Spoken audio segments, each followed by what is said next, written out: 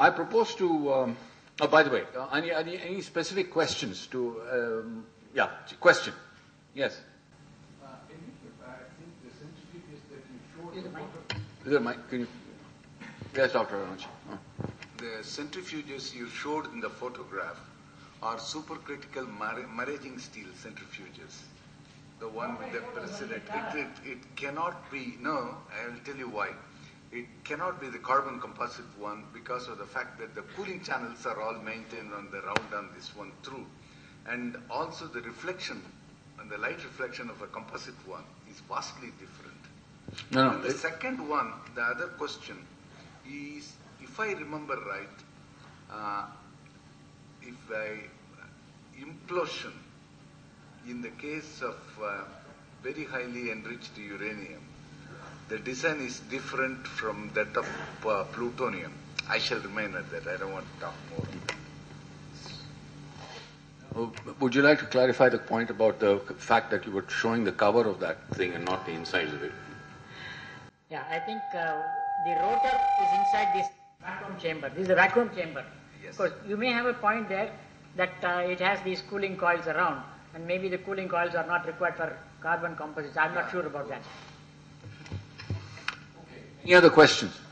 Yes. Thank you. I am a little confused, and please correct me if I am wrong. The simple picture Iran puts out, and you also mentioned, 20% enrichment is required for the research reactor, not for the power reactor. I thought you said they don't have enough uranium to fuel Bushehr. Bushehr is under supply arrangements with the Russians. They're not targeting, or at least have not said. So why bring that in that context? 20% enrichment for research reactor is needed, and you yourself said it's functioning only intermittently.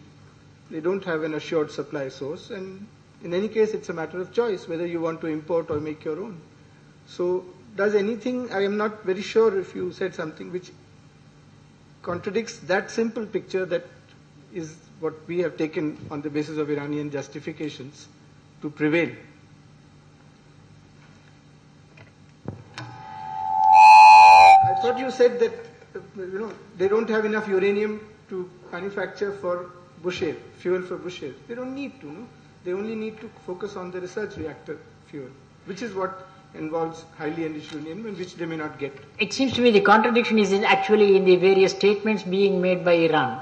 Because at one point of time, Iran said that we can export enriched uranium for power reactor programs in other countries. Yes.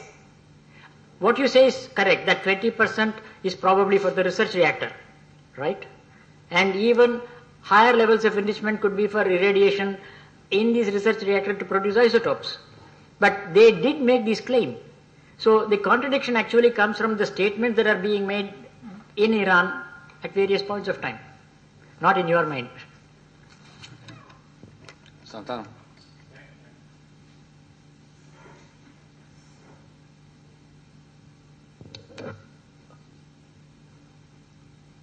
Point one, the fall of the Shah of Iran led to a complete, enormous collapse of all aspects of nuclear cooperation between Brazil and Iran. Brazil we are forgetting. It was massive, it was wide-ranging. So the fall of the Shah of Iran led to that particular collapse. Initially, Khomeini, the senior, as president, supported this collapse of the regime because they were anti-nuclear to begin with.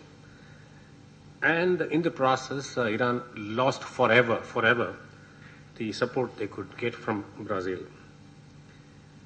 In my opinion, Iran's nuclear arbitrations are gone, dead, gone, RIP.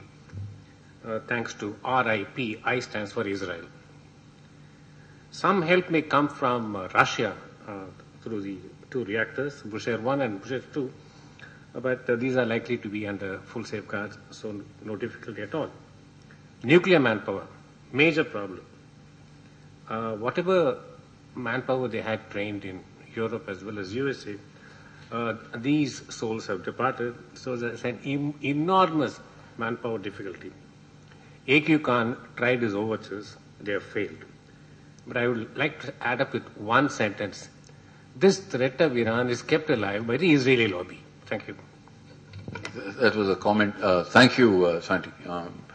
I want to, no, you want to make an observation on that point? Yeah. About manpower, I think you will be very right because Iran has been trying to get people trained. In fact, there was a program to train people in the nuclear plant operations from Norway, all countries. So Norway had a nuclear reactor program, and I think this discussion went on for quite some time, but subsequently Norway has also dropped out of it. So it may have a point there.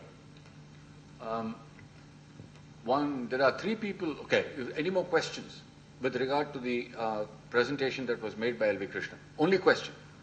No, there's a... No, we'll come to the comment. If it's a question that you didn't understand... No, then the comment will get left behind. No, they're coming for comments as a whole. But we'll miss them out then, because when the whole thing is put together, we'll get... Put them down, you will find it. Okay. Put it down. Is there a question or a comment? This is just a polonium. No. 1 minute. Thank you. Yeah, we'll come to those questions because they've been structured in a particular way, or I'm meant to do that. There's a question. Please ask. And sort of semi-prerogative. If there's anyone there are three people in this room who know about the visit of Setna to Iran. Is anybody wanting to clarify on that point? The three people in this room who know about it. When Setna was asked by Indira Gandhi to go and talk to the Iranians, nobody wants to say anything. Okay, fair enough. Okay. We come to now the discussion with the questions in the following way. One is on capabilities, one is on intentions, I'm talking about Iran, and the thirdly is the likely actions of Iran in the scenario building that we're doing. On all these categories, we'll take the questions, and if you can focus on that particular lot that you are trying to, that is on capabilities, on intentions and likely actions. On capabilities of Iran, are there any questions? And we can have then discussion totally on the capabilities issue only for the moment. Anyone? Yeah. Thank you, Doctor, very much for this SWU per machine. Just one comment, that you find a dip in 2009, it's come to 0.49. Was it the Stuxnet virus? Because that was hitting the machines, even the Iranians have conceded it. Because you find suddenly a dip and then going up. Normally the dip shouldn't be there. I thought that's an interesting. It could well be, it's difficult to say, but it could also be that the cascade was operated in a particular manner and they probably also had problems with UF6 quality. So there are many different factors that could probably be attributed to this. Stuckness could also be a factor, but I do not know whether that was indeed the factor. Santi, could I instigate you to ask a question? This is a question. Yeah, let me ask you one first, or rather ask you to ask one first. Do we know from this, or what you did earlier, whether there was in fact a power shortage? Please carry on with your question. Okay. My question is to Professor. Sorry, got it? Yeah. You mentioned polonium, but then you cannot have polonium alone. You need beryllium. Where do they get beryllium from? Answer. There are reports that they have got samples of beryllium, but I do not know the quantity. That quantity, of course, is not known to anybody. But there are indications that they had also obtained some beryllium. Yes. Is something that I think we have to ask. And since there are any number of people here with at least the knowledge, if not necessarily giving the answers. In any case, in a gun device, you probably don't need it. I'm not sure about this. Or the beryllium, I mean. I'm not talking about the polonium. The beryllium.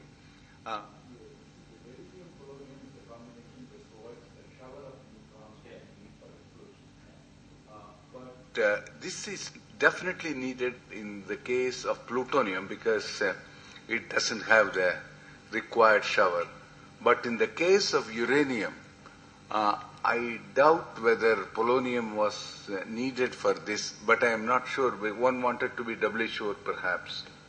The other question which Elvika didn't touch is if we are going for an implosion structure, which I think in case they were planning, the rest of the structures, the high energy explosion coming on the triggering at the right time, etc., I thought that it's fairly easy for the Iranians to manufacture. It is not beyond this one.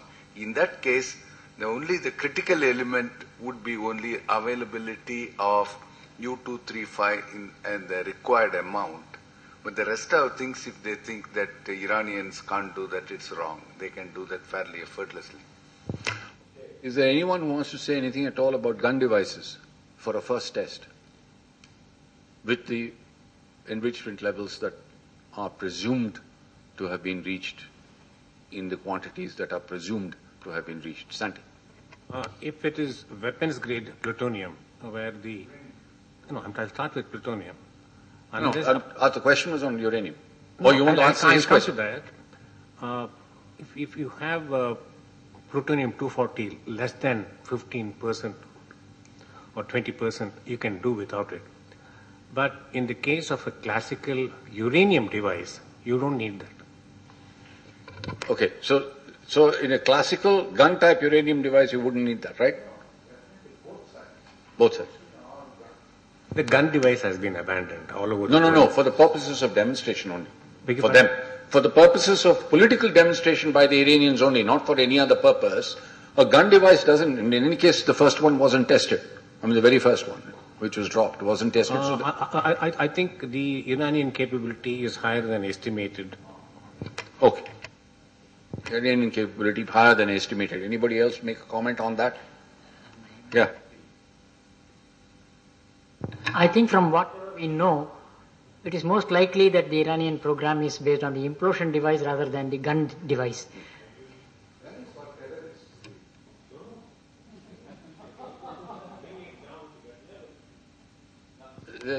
Okay.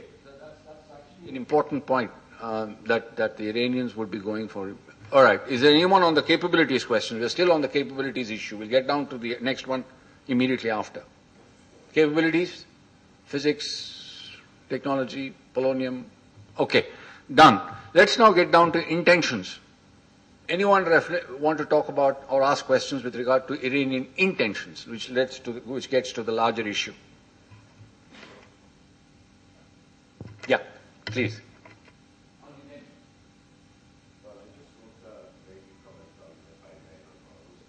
Presentation, if I may, that he said that the last time that Iran attacked another nation neighbor was 200 years ago, and apparently on Georgia. I just wanted to say that actually that is the time that the great game has started, and then the Russians are advancing down to confront the British in India, the advancement. And after the 16th century onward, that is the time that Iran is reduced to today's geographical fact. After that is the only time that in new era Iran has confrontation, and that was with Ottoman Empire. After that, 1823 onward, which Iran is reducing to its today's geographical borders, Iran actually has not dared even to attack any other nation. Thank you. Thank you for that comment. You might like to note that from a historical perspective. Anyway, still now on the issue of intentions after all of this discussion. Anyone talking about Iranian intentions? Casey? It's always dicey to calculate intentions. That's what I think intelligence agencies, political systems calculate all the time and often get wrong. In case of Iran, I just wanted to make that point that risk averse. 4 times Iran has shown that they are risk averse. 91, when there was a Shia uprising in Iraq, they refused to go to their rescue. Otherwise, they might have a different outcome. 1998, when the Taliban annexed Mazar-e-Sharif and started massacring their diplomats as well as the Shias, they didn't go to their rescue, just went up to the border, threatened them. 2006, when Israel attacked and Hezbollah were at it, probably they didn't need to go to their aid. And 2011 is Bahrain. So which means Iran has also done it subtly. They do it through surrogates. They prefer to do it through surrogates, and we should not lose sight of it. Just because they haven't done it directly, it doesn't mean the intent is not there. Now, thrice they have done it. They rejected a ceasefire when they crossed over into the Fao Peninsula in 1982. They would have settled the war on their terms, exactly the terms they settled on, even better terms than 89, if they had settled in 82, but they refused to. 96 Khobar Tars attack. They had outsourced to Hezbollah, blew up the Americans in Saudi Arabia. The Saudis determined an Iranian footprint, didn't tell the Americans. And 2012, the blast in Delhi, Thailand, and in the Caucasus, where there is obviously an Iranian footprint, whether there's a government connection or not, but clearly there's an Iranian footprint. So we must not just take the Iranian overt actions. There is the proclivity to work covertly and with surrogates, and therefore there is, and dissimilitude and taqiyya is a part of the Iranian functioning. Even when, just to contradict a friend here, Nader Shah is the last one to attack, which would be 18th century, when he marched to Delhi and looted the treasury. And his letter from Kandahar was very interesting. When he wrote to his supposed brotherly prince in Delhi, he said, I am in these lands of yours. I find them very salubrious and good for hunting. I think I will keep them. So he was gradually pressing along, seeing how much resistance there is. So Iranian traditional technique is of subtle 2 steps forward, 1 back, risk averse to the point of not anything causing them loss, but if they can gain something through negotiation, and gradually they will. So it is a creeping thing which they are demonstrating. Thank you. That's an interesting comment with regard to excuse me, one moment. Sorry, any question? That on Casey's point? Anybody on Casey's point? We're still on that point about the psychology of creeping negotiations. Yes. Actually, last week there was a report that a US ship captured by the Somali pirates was rescued by the Iranians, and the Americans thanked them. So the question is, what is on the question of intentions? Exactly as Casey pointed out, are they going on a full hog, or they show this kinds of contradictory behavior? Any answer to that? That's typically, like any country with traditionally, there's nothing wrong with that. Many countries do that. Dissimilitude is part of your, but in case of Iran, it has theological justification. Dissimilitude is not just resting in real politics and diplomacy. It has in Shia theology a justification given to dissimilitude, which is taqiyya. All right. Now, would you characterize this as dissimilitude? The action that has been taken with regard to the rescue of the Somali pirates, is that dissimilitude in order to convey what? No, this is image management. Okay. Anybody else on the question, and specifically on that, on intentions, Iranian intentions? Okay. We now move to.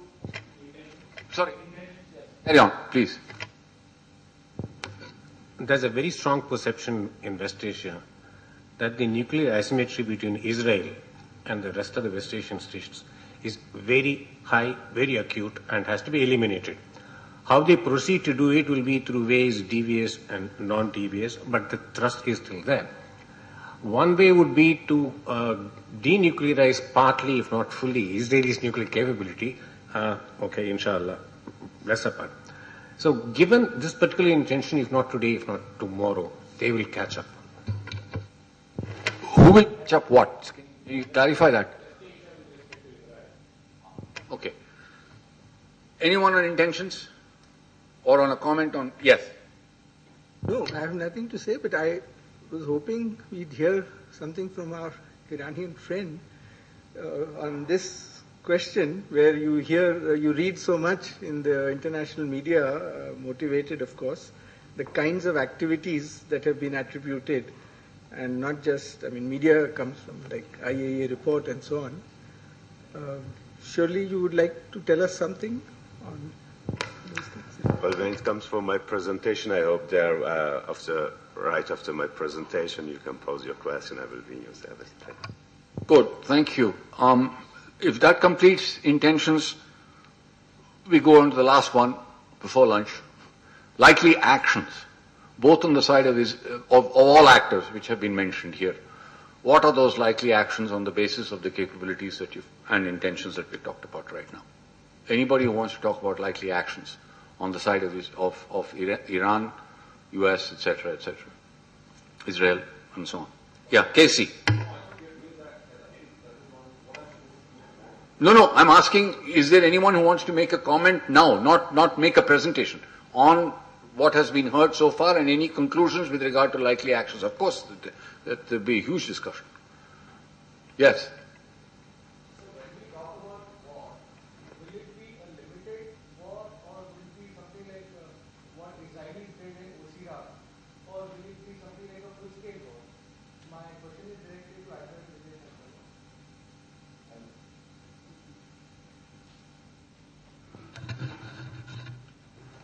It takes two to fight a war. And the ability to predict as to what sort of a response is going to come across, we've always got it wrong. We've always got it wrong. And therefore, while one side may like to limit their actions and do a surgical strike to remove the nuclear capability, it would be very naive to believe that that's the end of it. Yes, when dealing with some of the other, West Asian countries, maybe it could have been, as it was in the case of Iraq.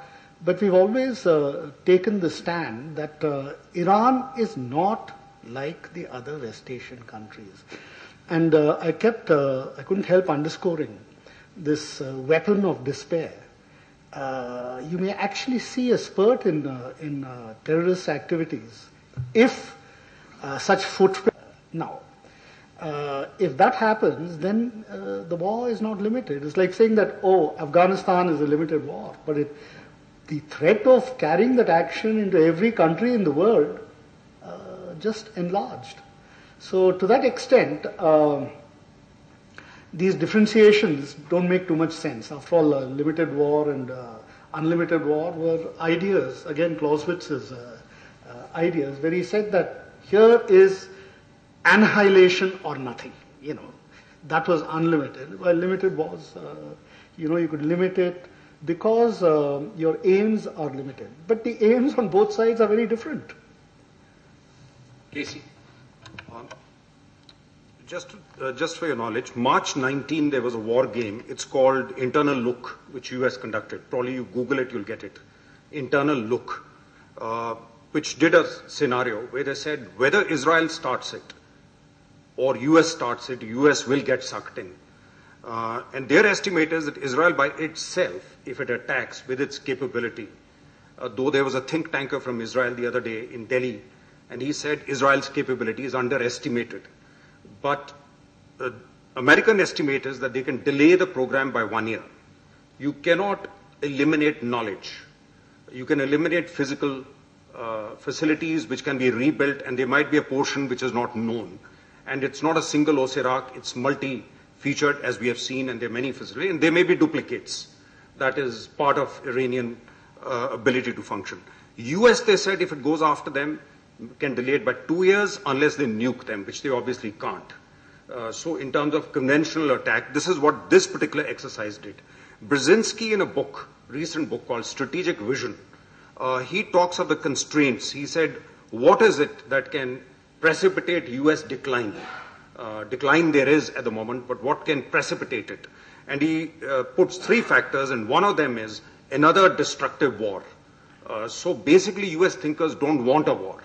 And finally, whether it can be now or not, don't forget that Israel just had a unity government.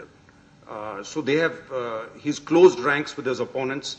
And the same think tanker said, there's very little noise coming out of Israel. They said Israel is the most dangerous when it's all quiet. There is no debate. So it's basically, we can leave it there. Thank you, Casey, very much. That actually wraps up all 3, your capabilities, intentions, and likely actions together. Is a question or a comment? Yeah, please. You see, since the conclusion of the Second World War, US is having predatory militarism for maintaining its dominance on the oil supplies. And it has carried on this aspect since then.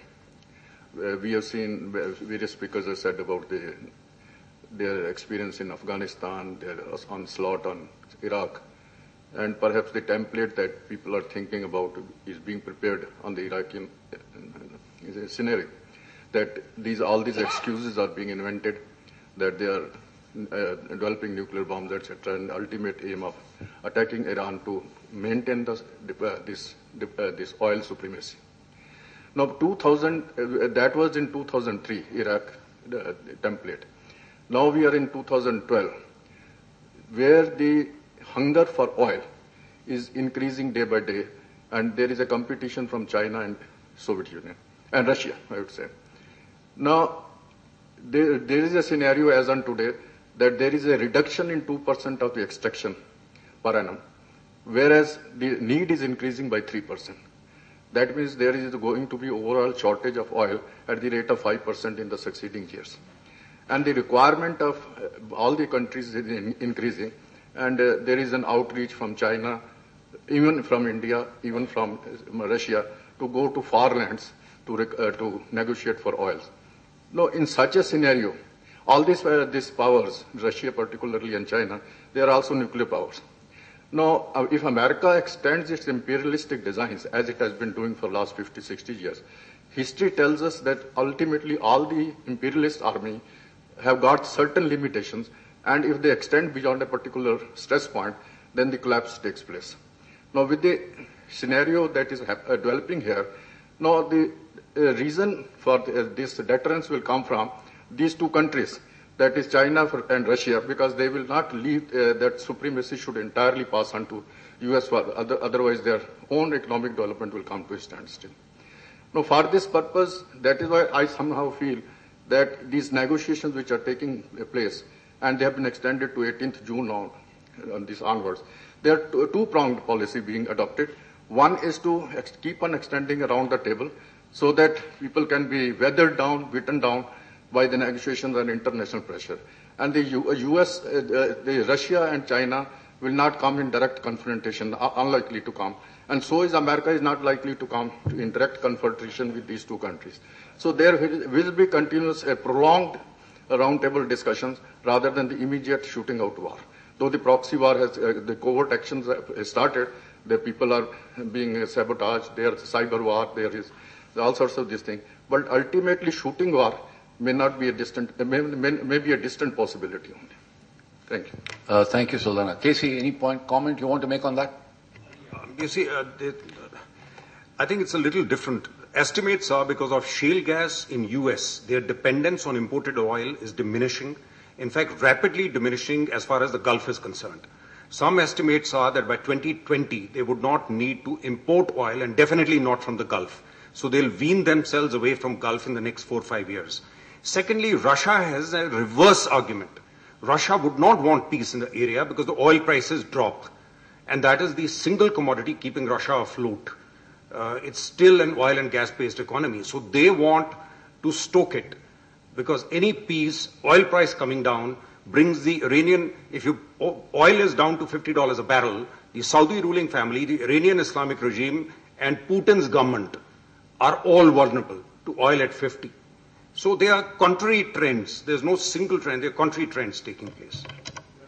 Interesting point about contrary trends. Yeah. Just one point I will just mention about the dependency of US getting reduced on the Gulf oil. Now, recent figures indicate that the Saudi Arabians' increase in production at the instance of USA, mostly it has benefited the refinery which is coming up in Texas, if I remember the name, Motiva. It is actually becoming a feedstock, excess production being made by Saudi Arabia is becoming a feedstock for USA. Now, dependence upon shale, whatever may be the prospects of USA getting bigger exploitation within their own shores, the fact remains that they are only having roughly 2 to 3% of the total oil reserves of the world. And their consumption is 26% and always going to increase. And when they engage in war, actually they have to build reserves Because once they engaged into war, their consumption of petrol went up to 3.5 million gallons in Afghanistan war, and as some estimates say that 16 gallons per soldier were spent every day for fighting that type of war.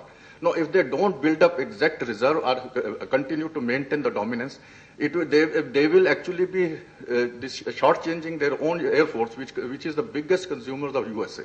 That their own consumption is 300,000 barrels per day. So it is for them, it is not only to keep pace with maintaining their own balance in the reserves. Actually, they have already touched upon the reserve US for maintaining supplies to UK. Because once this type of thing happens, the question is whether they would like to disrupt the supplies from Iran after going to war, and of course there will be disruption of supplies from other countries as well. Yeah, comment on that? Yeah, actually I agree with KC. The thing is that US has reversed its declining production. Just after 2007, in fact, you find that the increase in their oil production from 2007, just not gas, is equivalent to that of Ecuador's production, which is an OECD member. Now, if you look at the case of natural gas, the price within US is $2.5 a million BTU. Well, around the world is $16 a million BTU. And by 2025, 2030, North America is energy independent. And they are not, and you have huge finds in Brazil offshore. You have a lot of things which are done in US, especially Alaska, and the Keystone Pipeline, which is there today, which is the biggest problem because there's a problem of refining the crudes in the East Coast, because they have to really see that there's a proper pipeline from Flushing. And these are questions which they will be able to solve. 2005, Bush said, America is actually oil addicted.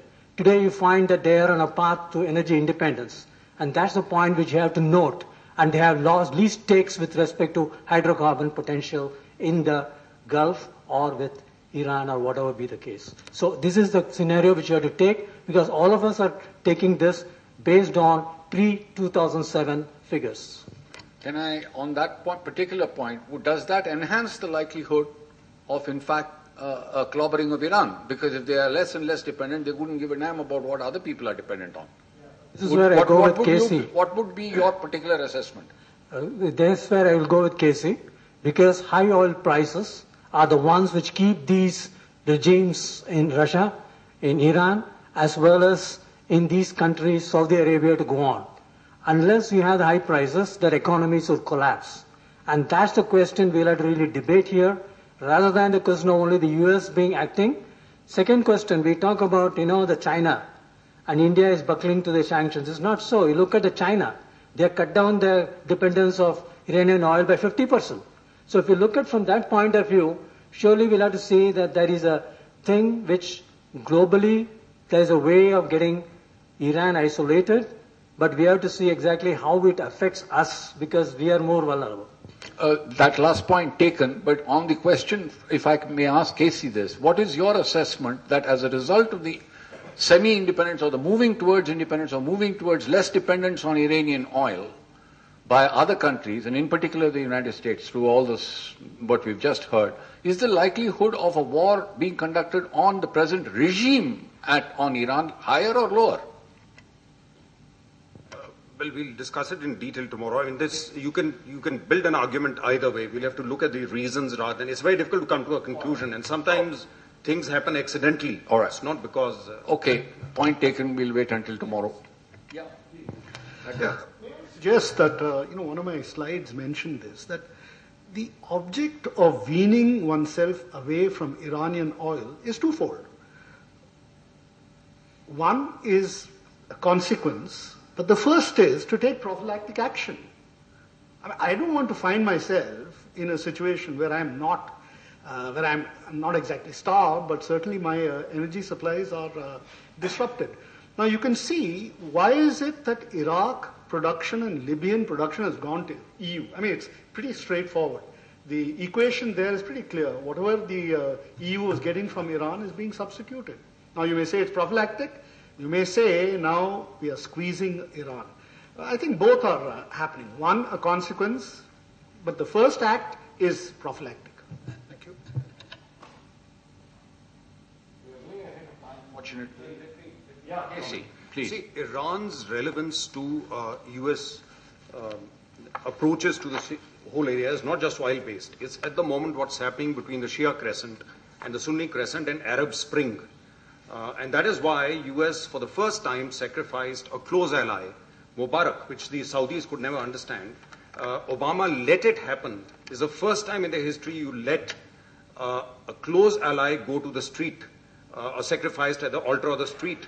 Because they realized if you have to counter radical Islam, then you have to be seen as allowing people to express themselves and allowing orderly change through non-violent means. Otherwise, you're going into the Al-Qaeda narrative. So the two narratives are very, very important for stabilizing the entire Islamic world. And Iran plays the spoiler there because Iran, because of US intervention, two of Iran's enemies got eliminated, the Taliban in Afghanistan and Saddam Hussein in Iraq. And in the process, they opened the corridor for Iran now to have an influence all the way through Iraq, through the Alawites in Syria, to the Hezbollah. It's like the Achaemenid Empire of the 5th century. Their influence is running all the way from Pakistan's border to the Mediterranean. How do you counter that? And it's conflicting the Sunni world in Syria, in Bahrain, in Yemen. So maybe this you can address tomorrow if I might ask the question now, but I'm not expecting the answer. No. The question, why should anyone bother about it? I mean, why shouldn't there be a Shia resurgence? That you can answer tomorrow. I mean, what might be the consequences? Very simply, it's rooted because there's terrorism. It's feeding the terrorism in the place, and that's affecting the Western world. Not necessarily, but anyway, we'll come to that tomorrow. Anyone else? On essentially technical questions which were discussed today and consequences. Yeah, please. I had a question to a point which Dr. Santanam had made regarding the degradation of Iranian manpower. As to, I would was more interested in knowing as to what would be the general kind of numbers as to for operating a sort of a nuclear program or a military program, for instance. Any estimates or? We can just extrapolate from our own because we are overmanned by a pack capacity of 2,700%. So I mean that's very easy to do. But never mind. Please, yes, please, kindly. Yeah. Just to Ambassador Singh saying that America sacrificed Mubarak. I think, sir, at the time, really Americans and Europeans, they couldn't know how to behave. I think it was due to the scale of the uprisings in the North Africa and Middle East. To my understanding, if really they could manage, they would have prevented that. It is not that, and that is my main critique to the liberalism, democracy, when it turns to be biased. Living now recently after experiencing Iran and India and living in the West, I see that. Of course, to me, liberalism and democracy, that is the ideal form of governing, but it is all relative. So to make it short, I think if Americans, if EU, could, they really couldn't do much. That's why they, you had one after another. In the history, we don't have, as far as I know, these 6 revolts which happened in the Arab countries. It has been never like in the history. So I think if they couldn't, prevent it, it was not a choice for Americans and Europeans, I guess. So, thank you. What you're saying is avalanche revolutions are intrinsic to the present situation because of the information revolution? Okay, good. Anyone else on avalanche revolutions? No? Good. But then on avalanches alone, and I suppose lunch after a period of time. What time is lunch? Okay, so we're ahead of time all of half an hour. Thank you all very much indeed. Thank you for